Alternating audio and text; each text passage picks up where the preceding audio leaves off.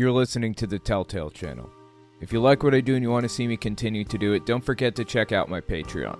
I just finished writing a book titled Was Hitler an Atheist? It talks about religions during the Third Reich and how they work together. Catholics, Jehovah's Witnesses, and Protestants. And I even address the lies told by the evangelical world about Bonhoeffer. It's on Audible and Amazon.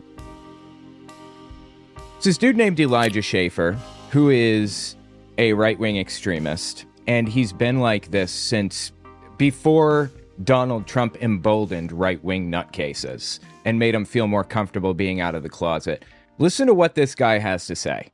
A lot of women ask me, does Elijah Schaffer hate women? And the answer, of course, is yes. Who doesn't? No, I'm totally kidding. Okay, but he says that all the time. No, I'm totally kidding. When he's very obviously not kidding, and I'll show you a couple more examples in a second. I say no. Like I hate what women have become, and I do hate it when women expect men in society to uphold the natural masculine tendencies. Right. Meaning, women are literally going after the top 10% of men, which are what kind of men? I saw a tweet that said this. It's like, it's crazy in 2025 to pull bitches. You literally have to be like a millionaire, 6'7". Brother, what? I'm sorry. To pull bitches, you have to be a millionaire and 6'7". There are literally no bitches getting with anybody under 6'7" or that makes $40,000 a year. What are you smoking? How would that even work? Are you trying to tell me you think that the only people that are having children today are millionaires? Drive a Lamborghini and that's who, you know what I mean? And be white. And it's like, yeah, so women are still going after men that emulate the most masculine tendencies, right? They're going after tall, rich, famous men. And what do we get? Who is we? You got a mouse in your pocket? You are filthy rich, Elijah Schaffer. He's on Glenn Beck's The Blaze network. No, I'm sorry. He used to be on The Blaze, and he was fired for something. I don't even know what. Women, they're just... They can't even cook a Hot Pocket, So who are you talking about who can't cook a Hot Pocket? What is this ridiculous caricature? What a nutcase, dude. It's like, and that's why once you have sex with them, once you come to your senses, right? So it's like... Okay. You have that post-ejaculate clarity, post-nut clarity. I forgot how vile this guy was.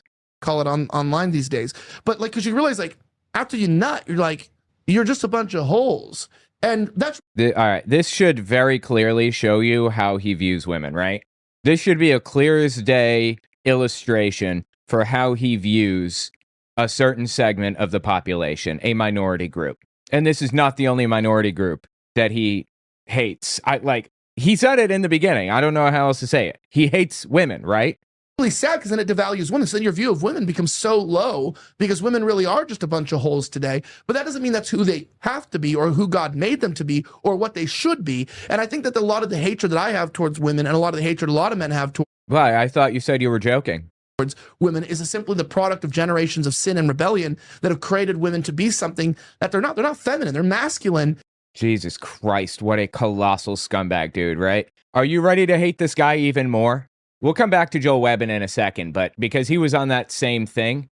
By the way, guys, check out my new shop, owenmorgan.com/shop. I have a bunch of really cool designs on there. But let's go all the way in. Let's dive deep. On the right is Jake Shields. He is a full-blown neo-Nazi, okay? And he's an ex-MMA fighter. I guess his brain got hit a few too many times. Listen to what they said here. Racism isn't bad, okay? Mm-hmm. So it's not bad to be racist. Because racism is a discrimination factor, which we use. And you're using discrimination as a good thing? You're saying that it's good? Really? Which we use all the time. Yeah, and everyone all around the world, all races is racist. Yeah, and you should be white people are the only ones that get criticized. I don't act like white people are the only racists. I act like racism is bad, period. What are you smoking? If you're black and you see a group of young black guys rolling up, dressed all hood, acting suspicious, you should make a stereotypical assumption that there's potential issues, and you should probably not hang out in that vicinity unless you are loaded with a gun and you're wanting a fight. Okay, interesting point. I lived in New York City. I lived in Manhattan. I'm from Manhattan. I lived there for years, up until very recently. But there were some areas, like 125th Street, where I did not feel safe. It wasn't a color thing at all. It wasn't. It was that people were dressed in a way that gave off a signal that they were looking for a fight or that they were dangerous. The problem is that this guy is extrapolating that out to be more broad and applying it to anybody with darker skin instead of like clothing, or instead of the fact that they have like a bulge on their hip, like it's clear that they're carrying a gun or something. And he's looking for a reason to be racist. He's trying to justify racism here, and he's doing a piss poor job. I want to re-educate people into understanding that racism doesn't make you a bad person. It makes you a better friend, a better husband, a better father. How the does it make you any of those things? And it makes you a better person. And it doesn't mean that you don't like it doesn't mean that you're against, like some people are against miscegenation and race mixing and stuff like that. Yeah. It doesn't mean that you're against that stuff. It doesn't even mean that somehow you don't have friends. Like people are like, I'm not racist, I have black friends. Yeah. Be racist with black friends. Exactly. Because- I have tons of black friends. I think they respect the fact that I'm honest to them. You think that your black friends respect the fact that you stereotype them, that you judge, that you prejudge them? You're judging them based on nothing but their skin color. That's what racism is. Do you think your black friends like the fact that you're racist to them? Correct. All these liberals like during BLM, like washing their feet, and they're surprised that the racist guy is the one that has all the black friends. They're like confused. It's like, yeah, because they treat them like people. I'm sorry, God, dude. This is so confusing. Who are you talking about, first of all? Is this something that a lot of liberals do? Wash the feet of black people? You think that they have a black friend that they get together once a week and wash this dude's feet or something? I'd never heard of this before, but at best, this was like a performative thing for protest purposes. You know, people glue their hands to a sidewalk or whatever. It's performative. It's to get attention. I'm giving him the benefit of the doubt, assuming that what he said was even real. I'm not even convinced it is. Because I treat them like people. I call them out on bullshit. I don't censor myself around them. Well, that's also why it's like humane. It's like I'm carrying a gun. And so if I go around that group of black guys, I'm going to kill them. And so I'm actually, by being racist, saving black lives. From yourself. This is like a serial killer saying, I'm saving people's lives by not going around them and being tempted to eat them. Like, what? This is not a nobody. This dude is really, really influential. He's a complete nutcase and an absolute sack of because they're not dead because I chose to not engage. Absolutely disgusting, dude. So now you know who this guy is. Well, let's jump over to Joel Webbin, who was on his program. That was the first clip we were watching. Check this out. This is a pastor who is basically a neo-Nazi. What would cause a woman who ordinarily, according to created order and the way that God has designed women, you know, that she would aspire towards beauty and not just external, but internal, and that chiefly described as, you know, a gentle and quiet spirit, and rather she would forsake that and embrace being a loud woman. All right. So what are the causes? One is a lack of accountability for women, which we absolutely. She doesn't get thrown down the stairs enough, right? Have had for decades. A complete and utter lack of accountability for women has caused them to be loud. But here's another one. Women in the public sphere. Oh. I just got to be honest. We can't just pretend that it's a lack of accountability, that it's like, oh, well, there's all these women, you know, who are on public platforms and they're speaking, you know, and they're doing this and they're doing that. And it's just the fact that we don't acknowledge that women have faults, and the fact that we never speak about their sin, and that we never hold them accountable. No, they shouldn't be speaking, period. I'm going to be that guy. Yeah. I'm going to be that guy. They should not be. The public sphere is not the realm of women. So we take away social media, is what he's saying? The public sphere is not the sphere of women. They shouldn't be allowed to have a Twitter account. That's like my best interpretation of what he's saying. Am I right? Sign up for my Patreon. I'd really appreciate that very much. It would mean so much to me. This is like a really precarious moment in history, in U.S. history, and for me personally. So it would mean a lot if you sign up for my Patreon.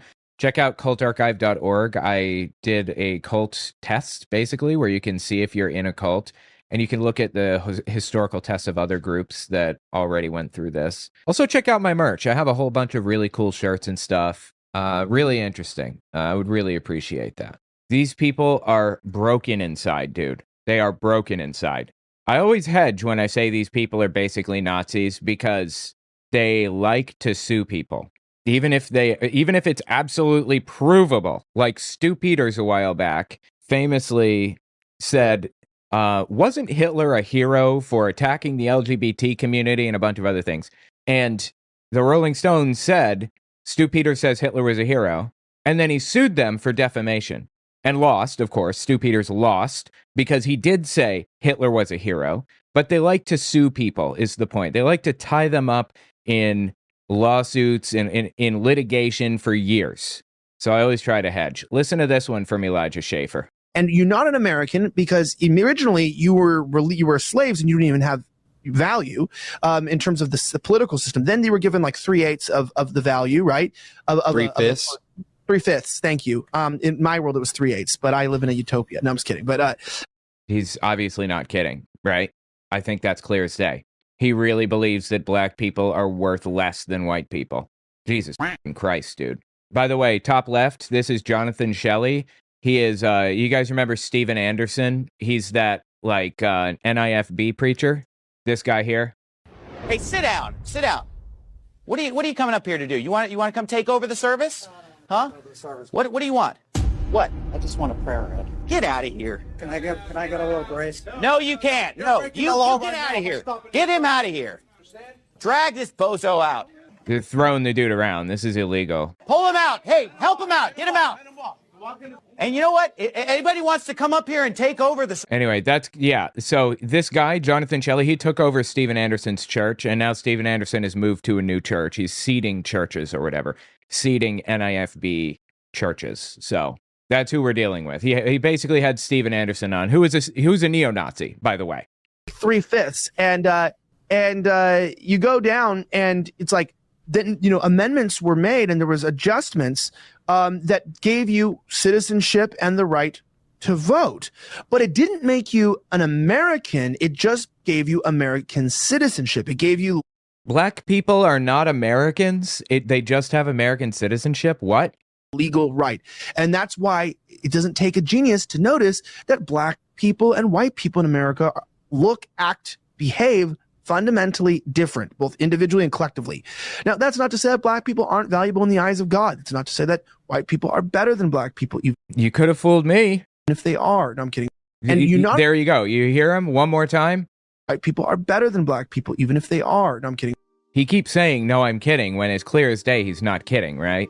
These people are disgusting scumbags. Anyway, tell me what you think about it in the comments. We'll be right back. Don't forget to check out my Patreon. Also, take a look at my website, owenmorgan.com. I just finished writing a book titled Was Hitler an Atheist? It talks about religions during the Third Reich and how they work together. Catholics, Jehovah's Witnesses, and Protestants. And I even address the lies told by the evangelical world about Bonhoeffer. It's on Audible and Amazon. There's this gay pastor who argues that Jesus was affirming of the LGBT community.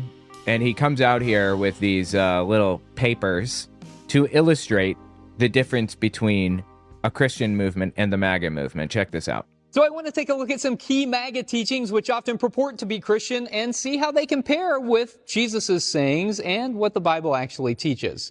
MAGA says, America first.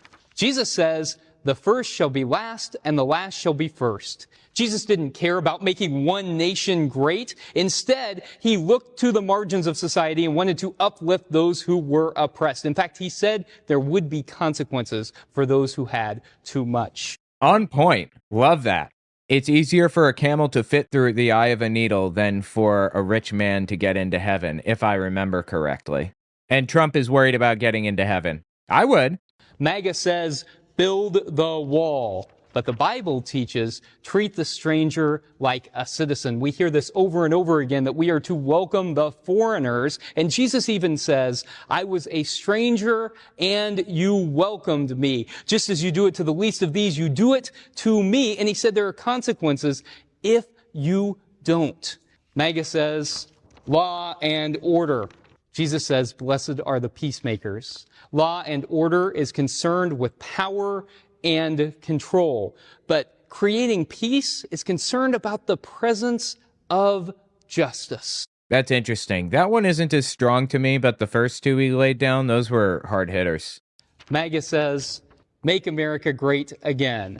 Jesus says, the reign of God is not of this world. Jesus would never proclaim, make Rome great again. Instead, he talked about loyalty to the reign of God on earth. God, that's hard to argue with, right? A place where everyone had enough, where there was peace that was created through the presence of justice, where compassion reigned. You see, as it turns out, MAGA teachings are not compatible with following Jesus Christ. I was really hoping this dude was going to say, as you can see, Trump is the Antichrist. That would have been on point. Dude, this guy is actually awesome. Listen to some of the other stuff that he said. Jesus said, you love, period. Jesus said, you welcome people, period. Jesus said, you extend radical hospitality, period. Jesus did not say one single word of condemnation about anyone based on sexual orientation or gender identity. In fact, the only mention Jesus really makes of it is this passage in Matthew. Maybe you're familiar with it. It's actually an affirmation. It's buried in ancient language, and it's surrounded by this weird teaching about divorce. But what Jesus said is this, that if you are a eunuch, and you have been a eunuch since birth, that was an ancient way of saying that if you differed from what was expected in terms of what we would call today sexual orientation or gender identity, that if you were a eunuch and you had been a eunuch from birth, that you were loved by God. Oh, no, it ended. That's super sad. Just to elaborate, I remember this clip. I don't know why I didn't get the whole thing, but eunuchs were oftentimes, it means you had the berries portion of your twig and berries removed at birth, and it means you didn't go through a male puberty, and you were very, I don't know what were feminine, I guess, or just almost like non-binary in a lot of ways. You didn't look like the stereotypical representation of a man or of a woman. You were gender non-conforming, basically, if you were a eunuch. And Jesus said eunuchs were loved by God. By the way, guys, check out my new shop, owenmorgan.com/shop. I have a bunch of really cool designs on there. A eunuch, and you have been a eunuch since birth, that was an ancient way of saying that if you differed from what was expected in terms of what we would call today sexual orientation or gender identity, that if you were a eunuch and you had been a eunuch from birth, that you were loved by God. Anyway, yeah, I wish I had gotten that whole thing. I don't know what happened to it, but that's the only time Jesus says a word about anything even approximating the LGBT community, like at all. This dude's had some other interesting stuff to say. Check this one out. As long as I don't tell anyone they're going to hell, isn't it okay for me to believe in that? No. And here's why. Because it leads to morally questionable theology and behavior. Let me give you an example. Let's say that someone walks into a school and pulls out an assault rifle and shoots 17 people. Well, if you believe in the devil, you might well say, this is the devil at work in the world. And there's not much that we can do about that. God is going to take care of this someday. We don't have to worry about it. You see, it shifts the responsibility from us to God. And then, all of a sudden, sending out thoughts and prayers is a perfectly valid response. That's all we need to do is send out our thoughts and prayers. It doesn't make us ask the really hard questions like, why is it almost exclusively white men committing these mass shootings? Or do average citizens really need to own assault rifles? The answer to that is no. Or why do we allow legislators to remain in office who openly worship their true God, the NRA? Dude, I'm a fan. I like this guy a lot. If I were a Christian, I would most definitely go to his church. It's like these people aren't seeing things for what they are. Is it not clear as day that Trump is a scumbag who exactly mirrors the qualities of the Antichrist? Again, I don't believe in any of this. I don't think he's the Antichrist because I'm not a Christian. I'm just saying, if you look at the checklist, it's pretty on point. Sign up for my Patreon. I'd really appreciate that very much. It would mean so much to me. This is like a really precarious moment in history, in U.S. history, and for me personally. So it would mean a lot if you sign up for my Patreon. Check out cultarchive.org. I did a cult test, basically, where you can see if you're in a cult, and you can look at the historical tests of other groups that already went through this. Also, check out my merch. I have a whole bunch of really cool shirts and stuff. Really interesting. I would really appreciate that. Check this one out from this guy. Late great theologian, Dr. Marcus Borg, was a prolific writer and is probably my favorite theologian. And 30 years ago or so, he came up with 3 phases of faith that I really like. He was ahead of his time in some ways. He called them pre-critical naivete, critical thinking, and post-critical naivete. That is, pre-critical naivete is that state where you accept things as they are, as 100% truthful and factual, because of who told you. So if a parent or a grandparent, a loved one, or a Sunday school teacher, or a preacher even tells you what the interpretation of a biblical passage should be, you just accept that right away because that person told you. You know them, you trust them. Interesting. So he's saying the first phase is you're not questioning anything, right? Critical thinking is a stage where you begin to look around and say, does that really all add up? Like with what I'm learning in school, a lot of times this happens at adolescence, but it can happen at any time. Does this all add up with everything that I know to be factual about the world? And then he argues for post-critical naivete, which is something on the other side, a rebuilt faith, in which you can recognize that even if something isn't 100% factual, that there can still be truth in that. Okay. So the next phase would be recognizing when things aren't factual, like Adam and Eve weren't literally real people. Noah didn't literally build an ark, but there's some degree of truth in the story. Okay.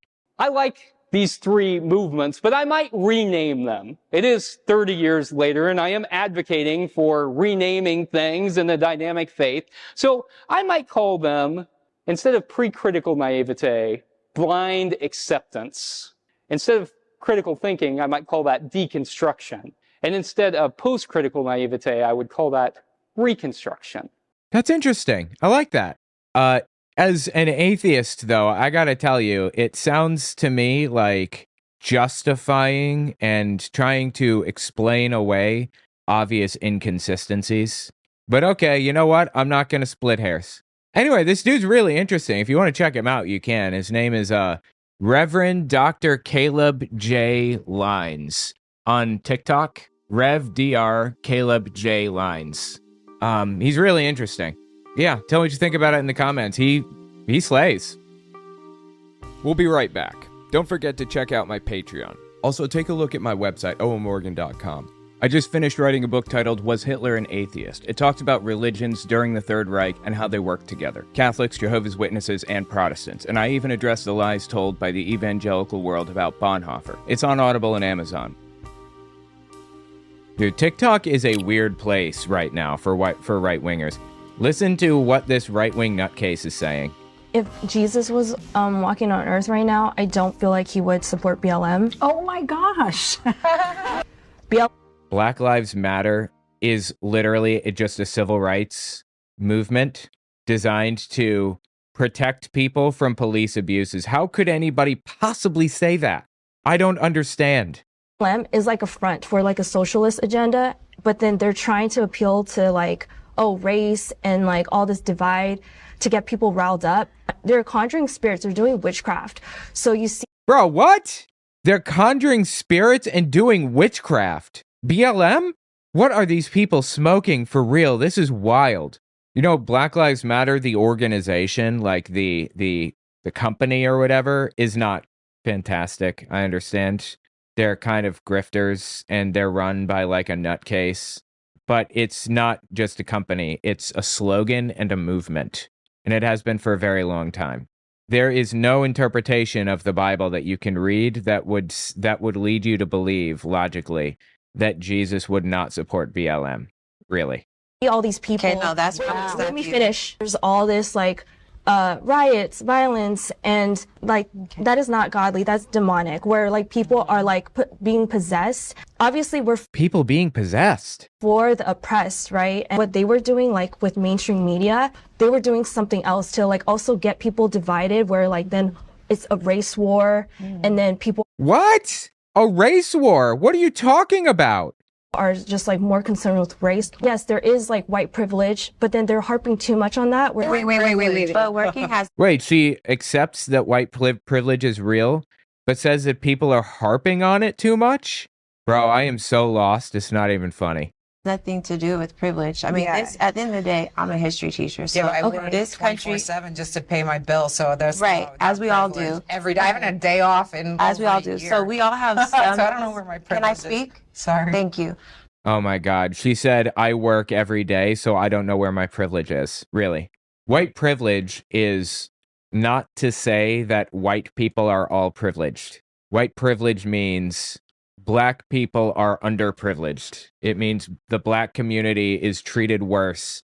It means Black people get harsher sentences for the exact same crimes in the exact same, like, you know, corrected for like the rap sheet and everything. It means Black people are less likely to be hired for a job if they have a Black sounding name than if they have a white sounding name. That's what that means. And it's like, God, it is absolutely insane that people like this woman here are so completely out of their heads, completely lost, have no clue what's going on, don't even know the meaning of the term, literally, don't know what it means. That is wild.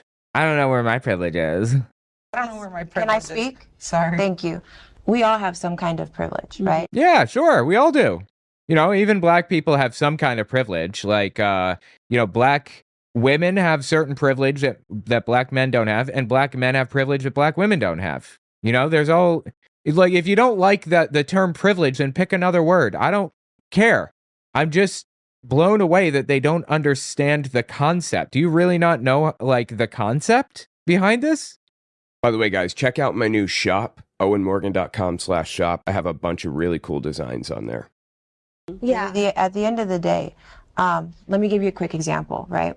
So when Elon Musk did what some people considered a Nazi salute, I'm trying to explain. If I can speak, so yes, if I can speak, if that was the subject, I'm sorry, it's really hard to understand. One more time, let's see if we can hear what she said. When Elon Musk did what some people considered a Nazi salute, I'm trying to explain. If I can Jesus came for sinners and loved everyone? So yes, if I can speak, if I So yes, he would walk with BLM? was the subject. if I was we're trying to address what you all are saying. When you were God, it was really hard to understand. I think that she said that Jesus would have walked with BLM because they're sinners. Is that what it was? speaking, we were silent. Okay, so may we speak? Just for context, as a history and ethnic studies teacher, when Elon Musk was doing what some people perceived as No, say it. When he did the Nazi salute. When he did the Nazi salute. I'm telling you, I studied the era, wrote a book on it, Was Hitler an Atheist? And I believe Elon Musk practiced that in the mirror. It was flawless. Do you know what an American salute looks like? When you imagine it, you probably think something like this, right? That's not what an American salute is. You come up from the side and touch the tip of your eyebrow like that. That's the American salute. If Elon Musk had not practiced the Nazi salute in the mirror, I would have expected some kind of an equivalent to this. He did a flawless Nazi salute. Flawless. To the chest and out. A perfectly, completely outstretched, thumb tucked under. It was flawless. He practiced it. Don't hedge with this. It was a salute, a Nazi salute. And we all know what we saw. Nazi salute. I'm not getting in if it was or wasn't, right? You go back to the 1960s. Gentlemen win the Olympics, Black gentlemen. They do the fist. The fist historically means power to all people. The Black Panthers were not just protecting Black people because they were being hunted from Jim Crow, which also states back to slavery and all these other things that this country was founded upon, because it was never for people of color. that was automatically taken as something that it was violent. Why is it that in 2014, after Michael Brown was murdered, no one is saying that the spirit in which Black people, Sonia Massey, who was cowering just last year, was murdered? What about that spirit? Okay, I feel like that last bit was kind of confusing. The ultimate point is that these people are completely out of their heads on right-wing TikTok, and I have more, believe it or not. There's more to this. These people are broken inside, bro. I'm telling you. Listen to this one. What if we literally just split the country in half? One country goes full blue and the other goes full red. The red country, the red states, would collapse in no time. The red states cannot survive without the blue states. You move to the side that you agree with more. You want universal health care? Blue side. You want your health care plan to be don't get sick? Perfect. The red side's got you. You know, it's funny because they tried something like that already in Germany. No, they didn't. After World War II, they divided Germany into two halves. No. At the time, there was communism and there was Nazism back in the 30s and the early 40s in Germany.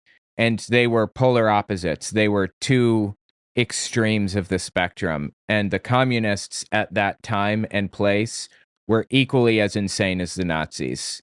And if the communists had taken over, which they were trying to do, just like the Nazis were trying to do, it would have been just as ugly, if not uglier. Stalin was an evil, monstrous piece of trash. It was horrifying. So they didn't try giving everybody health care.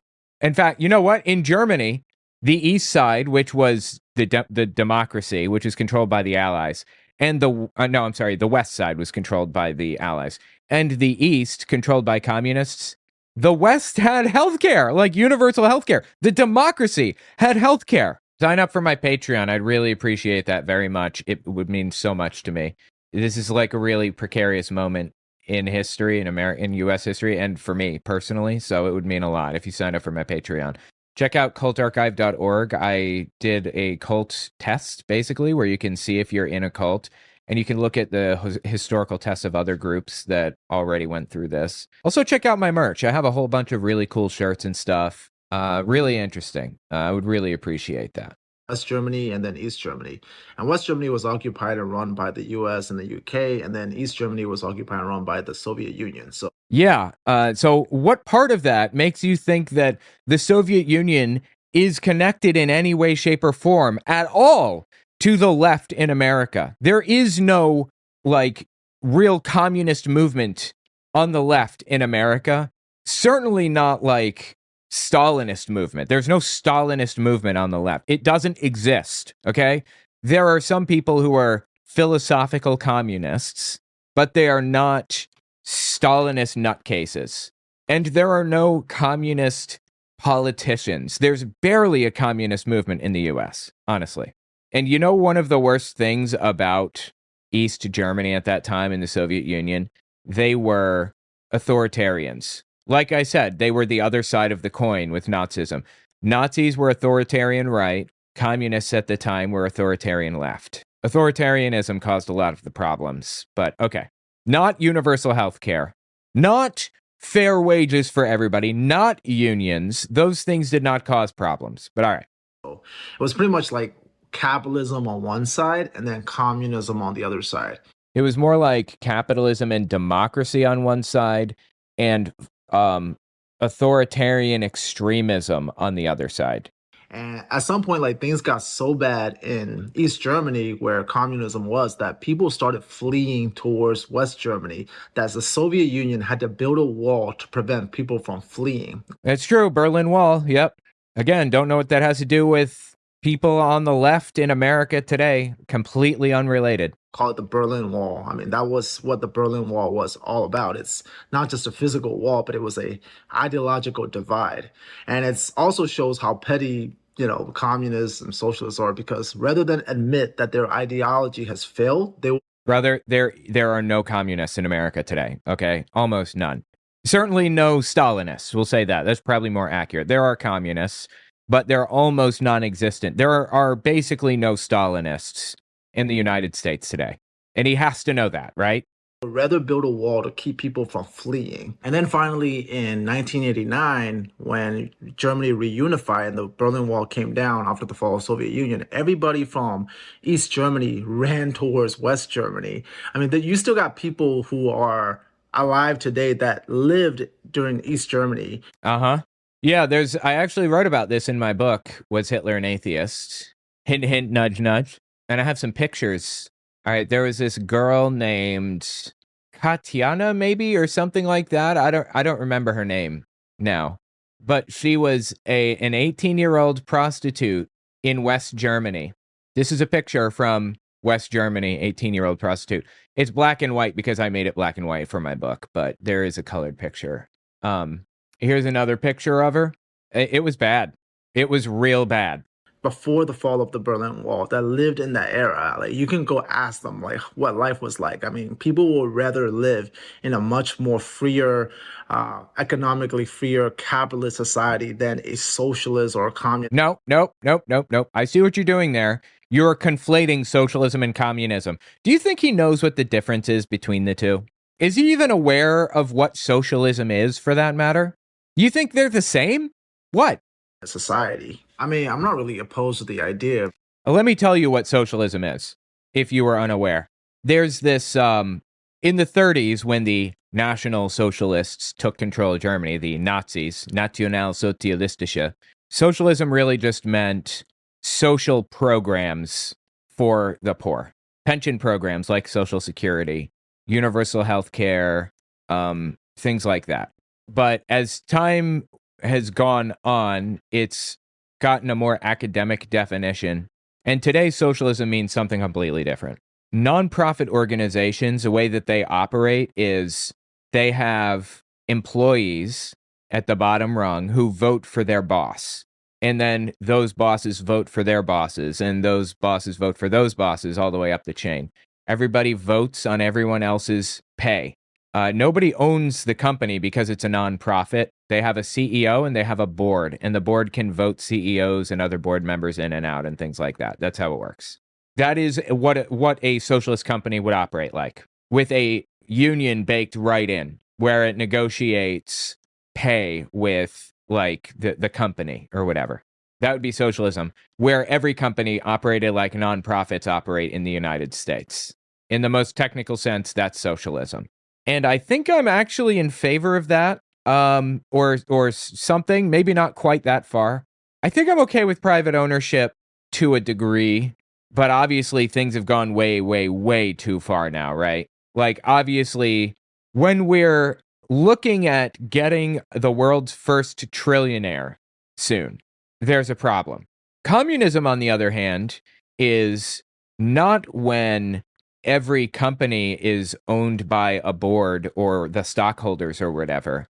Communism is where every company is owned by the state, or in a more, if you want to frame it in a more charitable way, it's where it's owned by the people. These companies are owned by the people, and they hire everybody individually. Like it's owned by the state, and the state does the hiring and the firing and everything else. They're completely different. And what the Soviet Union had was not communism either. It was a version of communism, but it was extreme and insane and not fun. It was dangerous. It was awful. So anyway, the complaints that this guy is laying down are complete nonsense when you actually realize what these things are defined as. And I feel like it's not even me trying to redefine things. I'm not trying to redefine anything. I'm just trying to define things. This guy doesn't seem to know what any definitions of things are. Could this guy define socialism and how it differs from capitalism? I'm not convinced. But, we kind of already have that with blue states and red states. I know it's a little bit different than what she's proposing. It's different than what she's proposing. Then why are you even bringing it up if it doesn't apply, which it doesn't?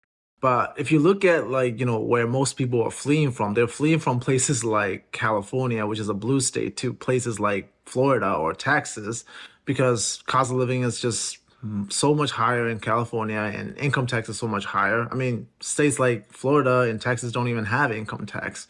That's because of tourism. That's because people from other areas go visit those areas. And they also have an oil industry in Texas that generates a ton of money. You cannot really survive without income tax. Exactly. It certainly not unless you print your own money. And in that case, I suppose you might be able to find a way. But this is just complete nonsense. So it just goes to show which policies are better and where people would rather live. The only thing I would add, though, is that if you decided to stay in the blue side, you should not be able to move to the red side when things gets bad. Okay, deal. Yeah, let's do it. I'm down. So you're telling me that you're down for this plan? People on the left will give everybody universal health care and all that. I'll tell you what, I mean, Canada is doing a fine job right now of taking care of their people. Their universal health care is fantastic. They're still capitalist. You don't have to be quote unquote socialist to have universal health care. That's just complete delusion. But Canada's doing reasonably well. Their people are doing a lot better than Americans are in a lot of ways. But yeah, I'm down. This guy can so confidently say this because he knows it's never going to happen, but he would be absolutely, completely, and totally f***ed if it did. Anyway, tell me what you think about it in the comments. These people are absurd, and it's embarrassing and sad.